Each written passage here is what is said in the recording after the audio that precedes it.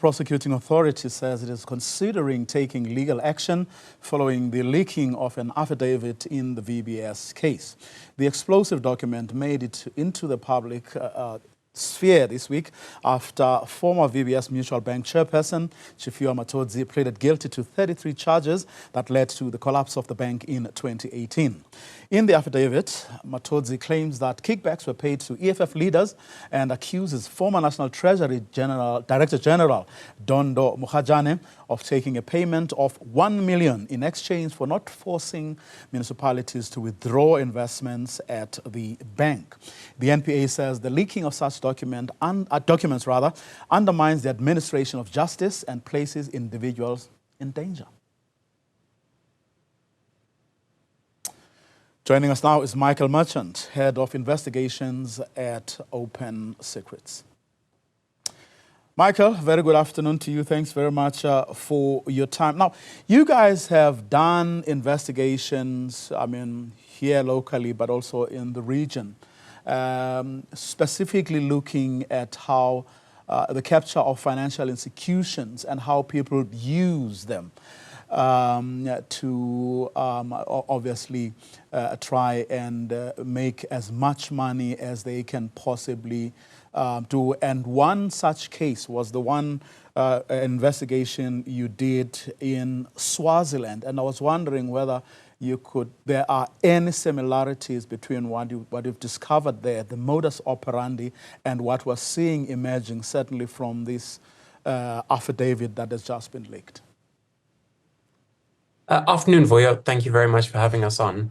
I think there are some interesting parallels between the Swazi leak story, the story about the attempt to capture the central bank, and what happened at VBS, although in slightly different contexts. I think that the leaked affidavit that comes out from Micheal Marchant, who's now turned state witness, which is very big news for accountability in their VBS case. What he outlines in that affidavit is that really the capture of a financial institution requires those who are doing it to pull in various arms of both the people within the bank, but also people within the state. So in the case of Swaziland, there's been this ongoing attempt to pressure public officials, for example, to give a bank a license in order to operate. What we saw at VBS, and the allegations certainly are very similar, where you have bank officials who are engaged in a very wide-ranging fraud. But of course, we've known for a long time that there were payments made to senior politicians, municipal officials. And of course, now the latest kind of revelations in the affidavit, the very serious allegations that there may have been a bribe paid to a DG within the Treasury Department, and of course the allegations that money were funneled to prominent leaders of the economic freedom fighters in order to lower the pressure from political parties. So I think that, that kind of story of the ecosystem, if you will, of these types of crimes really kind of comes out from the affidavit.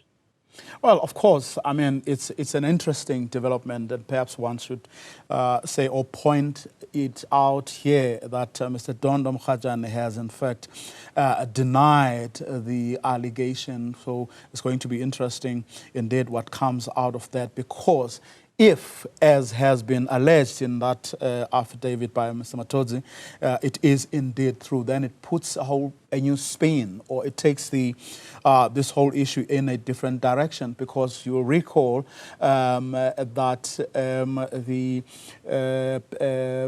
in Limpopo, attempts were made by politicians to actually coerce municipalities to invest in this grand scheme. So the possible involvement of a Dondo Mokgajane in exchange for him not being harsh or hard, or coming down hard on the municipalities to rid them the Riot Act, puts a new and interesting dimension indeed. Absolutely. And I think if you put it together with information, as you said, we already have all of the evidence against the numerous accused in this case, that senior ANC officials, including Danny Msiza and others, that there are allegations, as you say, that they put pressure on municipal officials. This would be an interesting dimension because it strikes at the heart of Treasury, as you've said. But we also shouldn't forget in this case that there's a lot of evidence that VBS money went to senior members of the Public Investment Corporation who had been tasked very specifically with an oversight function. And again, I would just reiterate that it's the kind of evidence that for this kind of economic crime, to be enabled, you really see those involved trying to rope in different regulatory bodies, different politicians, different people with levers to power in order to ensure, their impunity. The one thing, Vuyo, I would add that we shouldn't forget is that one of the accused who's yet to be, whose trial is yet to complete is, of course, the KPMG auditor, who was a central part of this story. And so you had a very high-profile private corporation tasked with oversight in the sense of a financial audit, who was also deeply compromised. And so in many ways, VBS then is a perfect example of the wide range of actors that are required for this kind of crime to be pulled off. Of course, there is also the interesting dimension, and that is the possible involvement of politicians from opposition parties. Now, these are people who aren't necessarily, or who aren't, period, in government. And of course, apart from the fact that there may have been benefits that accrued for the leadership and, of course, the running of the party, what else could have been or could have driven the people at VBS to go out of their way to try and pacify those players or that section of the spectrum, if I might call it that? I think this is such a fascinating part of Matsodzi's affidavit and story here. And there's so much that has happened around VBS that it's easy to forget that at one moment between 2016 and 2017, one of the things that was really high profile and keeping VBS under pressure was their controversial decision to loan money to then President Zuma. And of course, at that time, though, that has since changed in many ways. The leadership of the EFF, particularly Julius Malema, Floyd Shivambu, and others, were highly critical of Jacob Zuma and were in many ways going after him politically. And so, again, those individuals have yet to respond today to the most recent allegations. But what Matsodzi is alleging is that they deliberately sought out senior members of the EFF in order to, as you've kind of put it, to pacify them, to say, can you go gently on this issue? We will pay you, up to R1 million a month. And of course, the allegation is that Skameka was deliberately established then as the EFF as a front company in order to obscure the nature of those payments. If those allegations are true, and of course they need to be fully tested, I think, in the judicial system, that is obviously, those are very serious allegations. And, Vuyo, you've named it, but this is obviously a huge moment. Given our new politics, the EFF is the official opposition, and those senior leaders are crucial members of parliament and leaders of that party, and they were under a cloud, but I think this new evidence and new allegations kind of add to that. Well, of course, Matodzi is arguing there what was of concern to VBS executives was the fact that by keeping on mentioning VBS and their financing of former President Jacob Zuma's assets was damaging to the reputation of the bank, but also, and that was something important given the fact that the target market of the VBS were the same people that these guys were saying were being swindled. In other words, is that a good enough excuse to have then moved towards placating the EFF? Well, it's regardless of the motivations. It's clearly wildly inappropriate, and the payments appear to be, fundamentally irregular and made for an irregular purpose.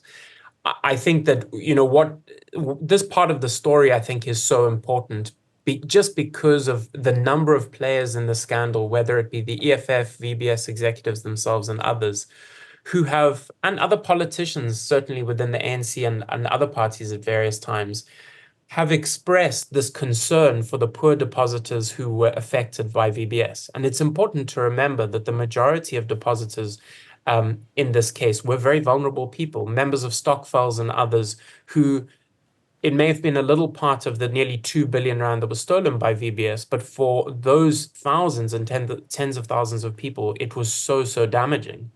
And of course, our politicians and various people have expressed concern for those constituencies in the past. But the more we see about the VBS scandal, the more it becomes apparent that all of them, or so many of them, were implicated in this story. And so many people at various stages showed disregard for those people. And certainly, if it's true, if the senior EFF leadership was willing to take this money for that purpose, it's a serious indictment on their genuine kind of concern and interest for that group of people.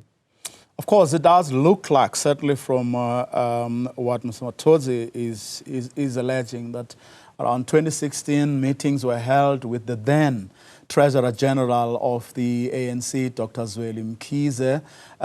One can only guess what those would have been, but it makes perfect sense given how massive this operation have been. But apparently, among the things that VBS wanted was for the ANC to, shall we say, lean on the PIC so that they have access to bigger and better and more lucrative facilities. Absolutely. And I think an important part of the story, Vuyo, that you raise is the inherent or the often link between party funding and these types of corruption scandals. Is that, as you've said, there is all this evidence of money at least being offered or accepted by many parties, including the ANC and the EFF in this instance. And of course, this was all happening in a period around 2015, 2016, 2017, prior to when civil society, led by My Vote Counts and others, had so fantastically achieved and brought about more transparency in our political party funding. And so that was still a time when our political parties could accept donations completely in secret. And this is just more evidence that for so many years, those secret payments were undermining our democracy. I think to bring it back to the present day, we've seen very recently Cyril Ramaphosa really, and his administration, gutting some of those requirements, really weakening the transparency around it.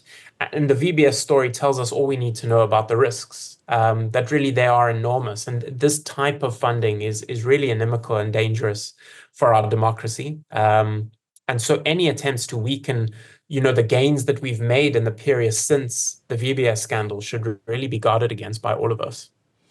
And the SACP also got some hugs and kisses, in fact, a little more than that. Indeed. And I mean, reading through these papers, it's hard to find a group, I guess, that wasn't impacted by some of the allegations. Something I haven't mentioned, but Vuyo, I do think it's important to state, is that much of this has been written about by investigative journalists over the last years. And so many of these things confirm things that have been written about and analyzed in the public discourse before. What is so encouraging in this case, and I think the really, really important news here, is that this emerges from a proper process from law enforcement agencies, that this is an official affidavit by someone who's turned state witness, has entered a guilty plea, will face a prison sentence. And that, I think, in amongst all these allegations, we also just need to welcome this as an example of accountability that has been very rare in South Africa's public and private sector. And so in many ways, it's also a breakthrough moment that we need to both acknowledge and encourage to happen in so many of the other cases currently before the NPA. Very, very quickly, Michael, we've seriously run out of time, taking my liberties here. The NPA, and I'm reminded of this point by what you've just said, that, thanks to the journalists who've been on the story and unflinching. The NPA says the leaking of such document undermines the administration of justice and places individuals in danger. In your experience of this matter, is that necessarily the case? I think that there might be genuine concerns, particularly when it comes to witnesses. I think as soon as anyone has turned state witness and there's the talk of evidence being used in ongoing trials, there are very real reasons for keeping some of those matters close. And obviously, I would say as well that the NPA clearly needs to look internally at its own systems in that regard, in order to guard against that, and that is ultimately its responsibility. Micheal Marchant, thanks very much for your time. He's the head of investigations at Open Secrets.